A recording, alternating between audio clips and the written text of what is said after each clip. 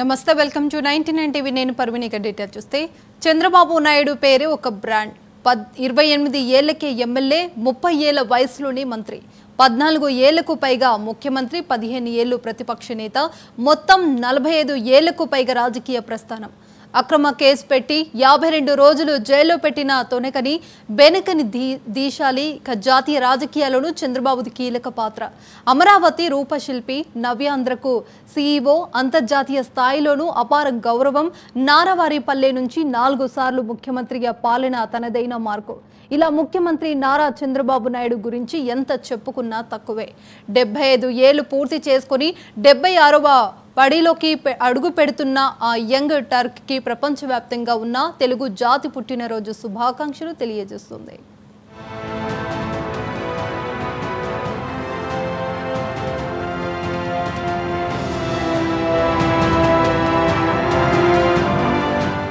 పడిన ప్రతిసారి ఉవ్వెత్తిన ఎగిసే కెరటం నిరంతర శ్రామికుడు ఎంత దూరదృష్టి గల అభివృద్ధి కాముకుడు అలుపెరగని నాయకుడు టీడీపీ అధినేత నారా చంద్రబాబు నాయుడు 5 ఏళ్ల క్రితం ఎన్నికల్లో కేవలం 23 స్థానాలకు పరిమితమైన దశ నుంచి విధ్వంసకర పాలన సాగించిన జగన్కు ఎదురొడ్డి పోరాడి అద్భుత విజయం సాధిస్తారని మిత్రపక్షాలతో కలిసి 164 స్థానాలు గెలుచుకుని అధికారంలోకి వస్తారని 4వసారి ముఖ్యమంత్రిగా ప్రమాణ స్వీకారం చేస్తారని అప్పట్లో ఎవరూ ఊహించి ఉండరు.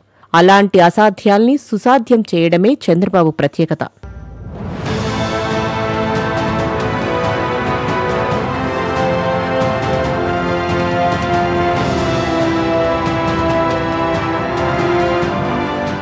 పంతొమ్మిది 1978లో 28 ఏళ్ల వయసులోనే తొలిసారి ఎమ్మెల్యేగా ఎన్నికై శాసనసభలో ప్రవేశించాక ఇప్పటి వరకు ఆయన 46 ఏళ్ల సుదీర్ఘ రాజకీయ ప్రస్థానం అత్యంత స్ఫూర్తిదాయకం.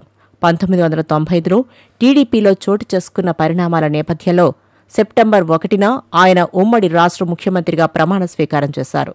తిరిగి 1999లో చంద్రబాబు సారథ్యంలో టీడీపీ ఎన్నికలకు వెళ్లినప్పుడు తీవ్ర ఆరోపణలు, నీలాపనిందలు, విమర్శలు ఎదుర్కొన్నారు. దొడ్డిదారి సీఎం, మామకు వెన్నుపోటు పొడిచిన అల్లుడు, వెన్నుపోటు రాజకీయాలకు పాల్పడతారని ప్రతిపక్షాలు దండెత్తాయి.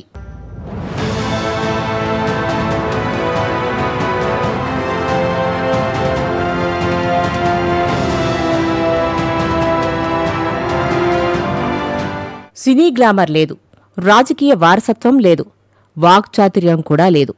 అడ్డదారిలో సీఎం, ఇక ఇంటికే మామకు వెన్నుపోటు పొడిచి సీఎం కుర్చీ లాక్కున్నాడంటూ వ్యంగ్యంగా ప్రతిపక్షాలు విరుచుకుపడుతుంటే చంద్రబాబు తన దూరదృష్టితో అన్నింటికీ మించి వ్యూహ చాతుర్యంతో ప్రజలకు చేరువయ్యారు.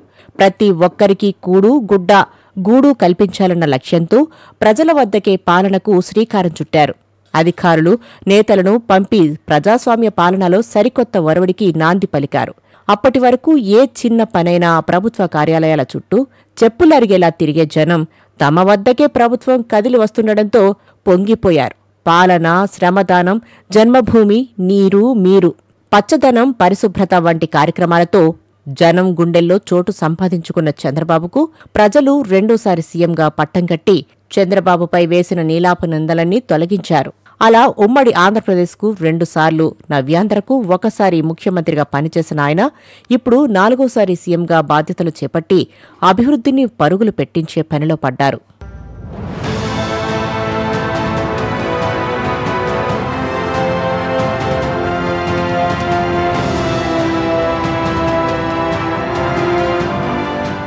పద్నాలుగేళ్లు ముఖ్యమంత్రిగా 15 ఏళ్లు ప్రతిపక్ష నేతగా పనిచేయడం రాష్ట్ర చరిత్రలో ఇప్పటికీ రికార్డే. ఆయన సాధించిన విజయాల్ని తరచి చూస్తే వాటి వెనుక ఎన్నో త్యాగాలు, అవిరళ కృషి, క్రమశిక్షణ కనిపిస్తాయి. సుదీర్ఘ రాజకీయ జీవితంలో చంద్రబాబు అనేక ఆటుపోట్లు ఎదుర్కొన్నారు. చంద్రబాబు రాజకీయ ప్రస్థానంలో మొదటి 4 దశాబ్దాలు ఒకెత్తు, గడిచిన 5 ఏళ్లు ఒకెత్తు. ఎందరో కాకలు తీరిన నాయకులతో కలిసి పనిచేసిన చంద్రబాబు ఎందరో మహామహా రాజకీయ దురంధరులను ఢీకొట్టారు. రాజకీయ పోరాటాలు, గెలుపోటములు చంద్రబాబుకు కొత్త కాదు. ఏమాత్రం రాజకీయ పరిపక్వత లేని జగన్ వంటి నాయకుడి 5 ఏళ్ల పాలనలో చంద్రబాబు గతంలో ఎన్నడూ లేనన్ని అవమానాలు, కక్ష సాధింపులు ఎదుర్కొన్నారు. టీడీపీ నాయకులు, కార్యకర్తలు, మద్దతుదారుల ఆర్థిక మూలాల్ని ఆత్మస్థైర్యాన్ని దెబ్బతీసేందుకు జగన్ 5 ఏళ్లు విశ్వప్రయత్నం చేశారు. చంద్రబాబు వయసు, రాజకీయ అనుభవానికి కనీస గౌరవం ఇవ్వకుండా వైసీపీ నేతలు వ్యక్తిగత దూషణలతో చెలరేగిపోతుంటే జగన్ తనదైన స్టైల్లో నవ్వుతూ ప్రోత్సహించినందుకు ఎన్నికల్లో భారీ మూల్యం చెల్లించుకున్నారు.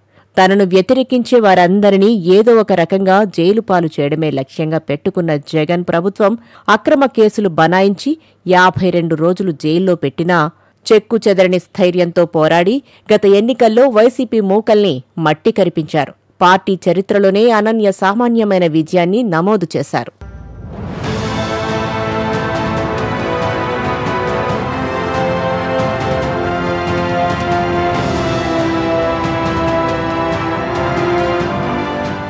ధ్వంసమైన అమరావతితో పాటు రాష్ట్ర భవిష్యత్తు చంద్రబాబు చేతుల్లో ఉంది. రాష్ట్రాన్ని పునర్నిర్మించాల్సిన బృహత్తర బాధ్యత ఆయన భుజస్కంధాలపై ఉంది. జగన్ పాలనలో అన్ని వ్యవస్థలు విధ్వంసమై ఖజానా మొత్తం ఖాళీ చేయడమే కాదు, మరో 15 ఏళ్లకు సరిపడా అప్పుల భారంతో ఆర్థిక వ్యవస్థ కుదేలైంది. వచ్చే 5 ఏళ్లు రాష్ట్రాన్ని పాలించడం నల్లేరు మీద బండి నడక కానే కాదు.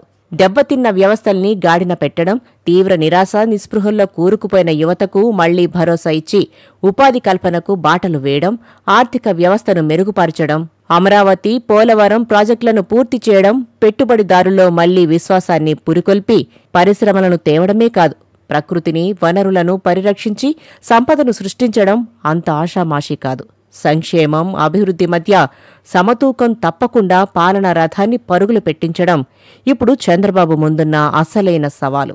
76వ వసంతంలోకి అడుగుపెడుతున్న నిత్య యవ్వనుడు, హైటెక్ సీఎం CBNకు ఆ సవాళ్లు అధిగమించడం పెద్ద కష్టమేమీ కాదు. Happy birthday and all the best Chandrababu గారు.